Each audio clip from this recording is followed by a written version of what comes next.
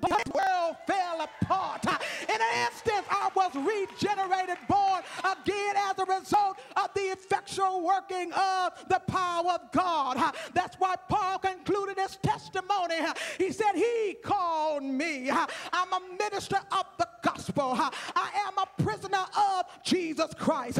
Paul said I couldn't break loose from this calling if I wanted to. I couldn't escape, break free. I'd get out at this point if I tried. I am a prisoner.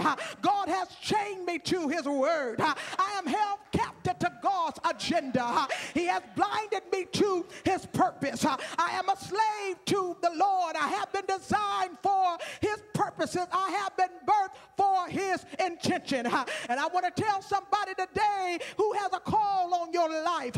Some of you said he called you in prayer. Some of you testified that he called you in a midnight revival. I heard folks say they were sitting at the bus stop getting ready to eat a bologna sandwich, singing my bologna had a first name, and you heard the voice of God. But there are some of you in here, if you would really tell the truth, if you would really testify, you would testify, I was smoking a joint with Big Daddy when he called me. I was laying in the bed next to somebody who was not my spouse when I heard the voice of God. Some of you were on your way to kill just like Saul when you heard the voice of God. And because people were far familiar with you in your past, in you in your flesh, when you were in the world, they could not comprehend in their own intellect why would God call somebody like you. But tell your neighbor, whether you like it or not, he called me. I understand that when God calls you, there is no way that you will not come, because the calling of God is so effectual that the call itself generates you to move. Have you ever found yourself not wanting to do something for God, but you find yourself doing it anyway? Because the call of God is so effectual that the call itself generates you to move and reposition yourself. Understand, everybody in here tonight have been called out in some kind of way. You were called out of your stupidity. You were called out of your own ways. You were called out of your own plans, your own agenda. You were called out of your own selfishness. You were called out of a bad situation, because when God wants somebody, he just simply calls them out.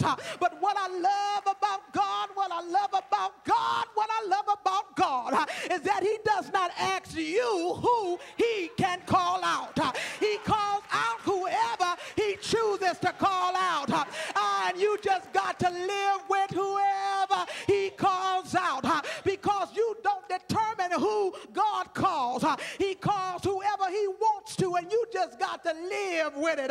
Just look at your neighbor and say, I know you don't like me, but guess what? He still called me.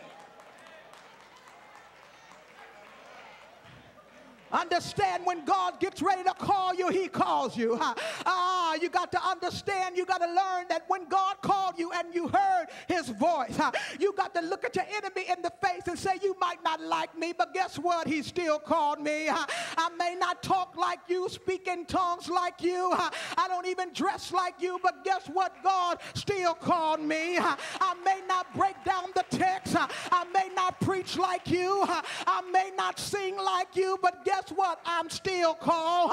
I'm not popular. I have a 12th grade education. I didn't go to no seminary at school, but guess what? I'm still called. Yes, I used to be a drug addict, but guess what? He still called me. Yes, I used to be a liar. I had a straight up cussing demon, but guess what? He still called me.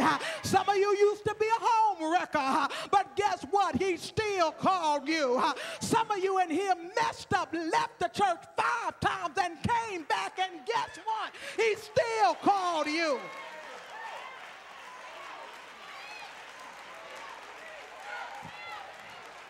Understand, God didn't put your ministry in another human's hands because he knew because of your background they would disown you.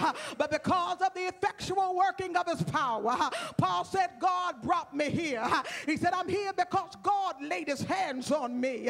He said, I'm here because I've been tested and tried. I'm here because I have been chosen.